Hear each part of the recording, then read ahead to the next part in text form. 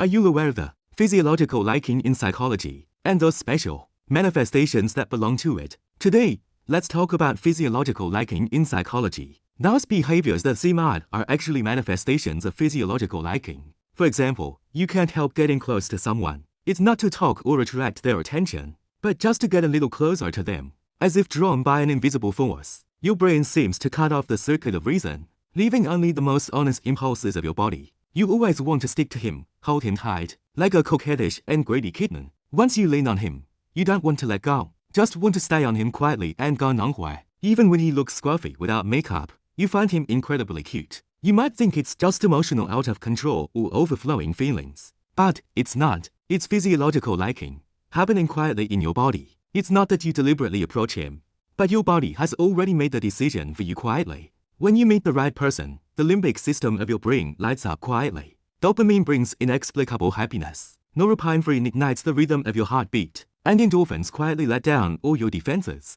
A series of silent physiological reactions brew quietly in your body, surging slowly like a silent but violent chemical storm. It doesn't disturb, but it's enough to make you fall bit by bit completely. So you start noticing everything about him. His breath, the rhythm of his speech, the pace of his walking, even the way he chews when eating. These ordinary details seem like frozen frames of a movie in your eyes, each frame worth collecting. You start imitating him unconsciously. His catchphrase becomes yours. If he says really speechless, you also learn to say that. Even movements, tones, and even emotional reactions start to become more and more like his. This is not a coincidence. Your brain is synchronizing quietly, and mirror neurons are functioning. Psychological research has long confirmed that imitation is the deepest way of identification in intimate relationships. You don't imitate on purpose. It's your body telling you that you like him, so much so that you want to be a part of him. You like the smell on him, not perfume or laundry detergent, but a unique scent that belongs only to him.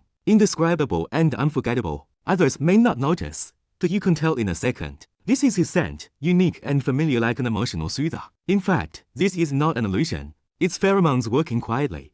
Scientific research has long found that we are instinctively attracted to people with complementary genes, and this attraction is often hidden in this inadvertent smell. So it's not that you are too sensitive, but your body has already identified him for you. As for deeper liking, it's not spoken out, but hidden in the impulse to do something for him again and again. You want to buy him breakfast, order his favorite takeout, and remind him to add clothes when the weather cools down. This instinct to want to take care of him as soon as he appears is not flattery or pleasing, but a soft part of your heart starting to flow quietly. That's nurturing liking at work. Psychology believes this is a deeper attachment pattern. When you are no longer just attracted to him, but start to regard him as someone you want to protect, you will naturally be busy for him willingly, because in your eyes, taking care of him is not a sacrifice, but the quietest and most tender way to express your love for him. You start to get used to the sound, temperature, smell of him around you, and some trivial little movements. These sensory memories replay in your mind over and over, like secretly treasured fragments, getting clearer and more addictive as you replay them. Slowly, he becomes the most stable starting point of happiness in your brain. Every time you get close to him, even a brief eye contact or a gentle smile, your body seems to know the answer in advance. So when you say you like him, it's not because he is perfect, speaks well, or is considerate to you, but because your entire being, from hormones to nerve endings, from sensory reactions to every corner of your subconscious, responds quietly the moment he appears. But you should also understand that physiological liking is real. It makes you excited, your heart races, and you can't help getting close, like a sudden heat wave that quickly sweeps all your senses. But it can't sustain a long-term relationship. When the novelty fades and hormones cool down, you will start to really see if you are truly suitable to go to the end. The one who can really walk with you is never the one who makes your heart beat instantly, but the one you still want to get close to, still trust, and still want to give the rest of your life to after the passion fades.